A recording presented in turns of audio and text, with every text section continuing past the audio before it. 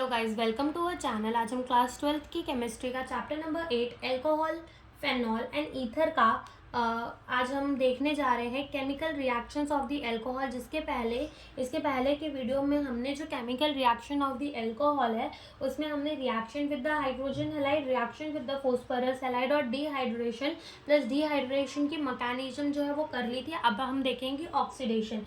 तो ऑक्सीडेशन के अंदर होता क्या है, तो जब हमारा एल्कोहल होता है, ठीक है, मान लो हमारे पास ये एल्कोहल है और इसके दो बॉन्ड इसने किसी के भी साथ बनाए होते हैं और एक बॉन्ड में मान लेते हैं यहाँ हाइड्रोजन है, देन यहाँ हमारा क्या लगा है ऑक्सीजन, और ऑक्सीजन से भी क्या लगा है एक हाइड्रोजन, यानी कि ये OH है, ठीक है, हमारा इन शॉर्ट ये OH है, एल्कोहल वाला ग्रुप है, ठीक है। अब क्या होगा कि ऑक्सीडेशन के अंदर क्या होता है, ऑक्सीडेशन के अंदर CH एंड OH की बॉन्ड टूटती है, किसकी, CH, ठीक है, और OH की बॉन्ड टूटती है, ये दो बॉन्ड जो है वो टूट जाती है और क्या बन जाता है, डबल बॉन्ड बन जाता है। तो यानी कि ये वाली बॉन्ड और ये वाली बॉन्ड की क्या होगी, ब्रेकिंग होगी, ठीक है, ये दो बॉन्ड जो है वो टूटेंगे।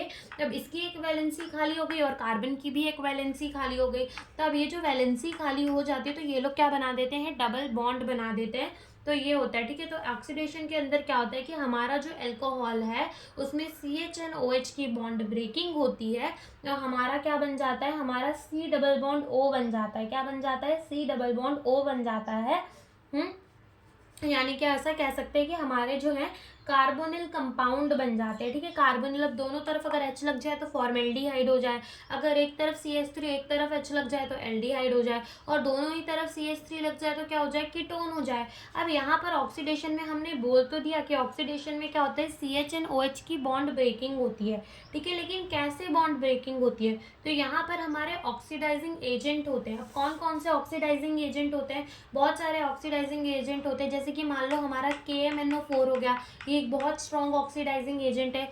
PCC हो गया, दैट इज पिरिडीनियम क्लोरोक्रोमेट हो गया, PCC, ठीक है, ये हमारा एक ऑक्सीडाइजिंग एजेंट है। CrO3 हो गया, ये भी हमारा एक ऑक्सीडाइजिंग एजेंट है। तो ये सारे जो होते हैं ये हमारे क्या होते हैं, ऑक्सीडाइजिंग एजेंट होते हैं। अब मान लो मैंने क्या ले लिया, मान लो कि मैंने ले लिया हमारा RCH2OH ले लिया, यानी कि क्या ले लिया मैंने, प्राइमरी एल्कोहल ले लिया। अब जब मैं प्राइमरी एल्कोहल का रिएक्शन जो है KMnO4 के साथ कराती हूँ, अब KMnO4 जो है वो एक बहुत स्ट्रॉन्ग ऑक्सीडाइजिंग एजेंट है। तो स्ट्रॉन्ग ऑक्सीडाइजिंग एजेंट है तो ये क्या करता है, डायरेक्टली हमारे प्राइमरी एल्कोहल को किसके अंदर चेंज कर देता है, कार्बोक्सिलिक एसिड के अंदर चेंज कर देता है। अब ये सारी चीज़ें जो है आप याद रखो तो अच्छा होगा, ठीक है। तो ये याद रख लेना कि क्या होगा अगर हमारा प्राइमरी एल्कोहल है और हमने उसको KMnO4 के साथ रिएक्ट करवा दिया, यानी कि एक स्ट्रॉन्ग ऑक्सीडाइजिंग एजेंट के साथ रिएक्ट करा दिया, 1 डिग्री एल्कोहल को हमने KMnO4 यानी कि एक स्ट्रॉन्ग ऑक्सीडाइजिंग एजेंट के साथ रिएक्ट करवा दिया, तो वो हमारा क्या बनाएगा, कार्बोक्सिलिक एसिड, डायरेक्टली वो किसके अंदर चेंज हो जाएगा, कार्बोक्सिलिक एसिड के अंदर जो है चेंज हो जाएगा, ठीक है। अभी मान लो मैंने फिर से 1 डिग्री एल्कोहल ले लिया, बट इस टाइम मैंने KMnO4 ना यूज कर क्या यूज कर लिया, CrO3 यूज कर लिया, तो मेरा क्या बनेगा, एल्डिहाइड बनेगा। क्या बनेगा, एल्डिहाइड। तो अगर 1 डिग्री एल्कोहल को माइल्ड ऑक्सीडाइजिंग एजेंट जैसे कि CrO3 हो गया उसके साथ रिएक्ट करवाएंगे तो वो क्या बनाएगा, एल्डिहाइड बनाएगा। अब मान लो फिर से मैंने 1 डिग्री एल्कोहल ले लिया और इस बार इसको किसके साथ रिएक्ट करा दिया, PCC के साथ रिएक्ट करा दिया। PCC का एक बार स्पेलिंग भी लिख ही लो, पिरिडीनियम क्लोरोक्रोमेट, ओके, पेरिडीनियम क्लोरोक्रोमेट। तो जब हम PCC को रिएक्ट कराएंगे 1 डिग्री एल्कोहल के साथ, तो अब ये PCC भी क्या है, हमारा एक माइल्ड ऑक्सीडाइजिंग एजेंट है। PCC भी क्या है, माइल्ड ऑक्सीडाइजिंग एजेंट है। तो ये भी हमारा 1 डिग्री एल्कोहल को किसके अंदर चेंज करेगा, एल्डिहाइड के अंदर चेंज करेगा। यूजुअली अगर कोई भी हम अपना ऑक्सीडाइजिंग एजेंट डालते हैं, ठीक है, प्राइमरी एल्कोहल के अंदर, तो वो हमारा एल्डिहाइड के अंदर ही चेंज होता है। किसके अंदर चेंज होता है, एल्डिहाइड के अंदर ही चेंज होता है। लेकिन जो KMnO4 है वो इतना स्ट्रॉन्ग ऑक्सीडाइजिंग एजेंट है कि वो 1 डिग्री एल्कोहल को भी किसके अंदर बदल के रख देता है, कार्बोक्सिलिक एसिड के अंदर जो है बदल देता है। किसके अंदर बदल देता है, कार्बोक्सिलिक एसिड के अंदर। और अगर वहीं हम 2 डिग्री एल्कोहल ले लें, अपना 2 डिग्री एल्कोहल यानी कि क्या ले लें हम, 2 डिग्री एल्कोहल यानी कि मान लो यहाँ पर हमारा R है, ठीक है, R है यहाँ पर हमारा, ठीक है, R है यहाँ पे हमारा, 2 डिग्री एल्कोहल हमें लेना है। यहाँ पर CH है और यहाँ पर भी R है और यहाँ क्या आ गया हमारा OH आ गया। तो ये हमारा 2 डिग्री एल्कोहल हो गया। अब इस 2 डिग्री एल्कोहल को मैं क्या करूँ कि इस 2 डिग्री एल्कोहल को या तो PCC के साथ या तो CrO3 के साथ रिएक्ट करा दूँ, तो ये मेरा किसके अंदर चेंज हो जाएगा, कीटोन के अंदर चेंज हो जाएगा। किसके अंदर चेंज हो जाएगा, कीटोन के अंदर। तो ये चीज़ याद रखना कि अगर हम 1 डिग्री एल्कोहल को रिएक्ट कराते हैं किसके साथ, KMnO4 के साथ, तो वो हमारा डायरेक्टली किसके अंदर चेंज हो जाएगा, कार्बोक्सिलिक एसिड के अंदर चेंज हो जाएगा। वहीं अगर अपन 1 डिग्री एल्कोहल को रिएक्ट कराते हैं CrO3 के साथ तो वो एल्डिहाइड के अंदर चेंज होगा। 1 डिग्री एल्कोहल को PCC के साथ भी रिएक्ट कराते हैं तो वो एल्डिहाइड के अंदर ही चेंज होगा। एंड अगर हम अपने 2 डिग्री एल्कोहल को PCC या फिर CrO3 के साथ रिएक्ट कराते तो इसके अंदर चेंज होगा, कीटोन के अंदर चेंज होगा। ठीक है, तो यहाँ पर हमारे ऑक्सीडाइजिंग एजेंट पे सारी बातें डिपेंड करती है कि ऑक्सीडाइजिंग एजेंट कैसा है। और 1 डिग्री होगा तो एल्डिहाइड के अंदर चेंज होगा, 2 डिग्री होगा तो कीटोन के अंदर जो है चेंज होगा।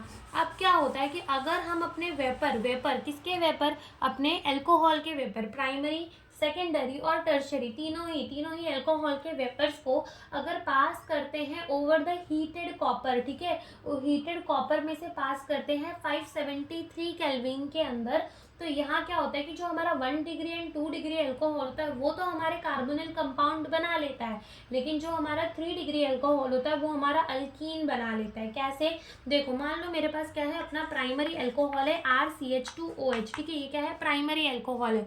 अब मैं इसको किसके ऊपर से पास करा रही हूँ, कॉपर के अंदर से, ठीक है, एट 573 केल्विन के अंदर। तो क्या होगा कि ये जो है मेरा क्या बना लेगा, प्राइमरी एल्कोहल है, ये मेरा बना लेगा एल्डिहाइड। सीधी सीधी बात, क्या बना लेगा, एल्डिहाइड बना लेगा।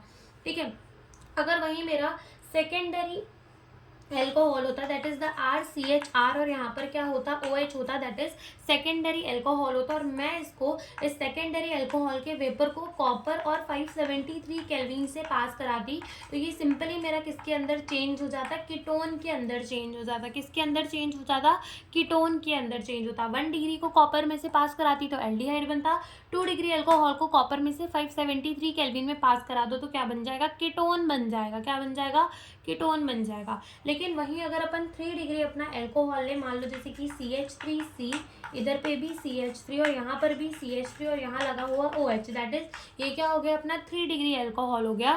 तो अगर हम इसको कॉपर 573 केल्विन से पास कराते तो क्या होता, ये हमारा नहीं चेंज होता। किसके अंदर नहीं चेंज होता, कार्बोनिल कंपाउंड्स के अंदर नहीं चेंज होता, बल्कि ये क्या कर देता, कार्बोनिल कंपाउंड तो पता है ना, जिनके अंदर C डबल बॉन्ड O होता है वो हमारे कार्बोनिल कंपाउंड होते हैं।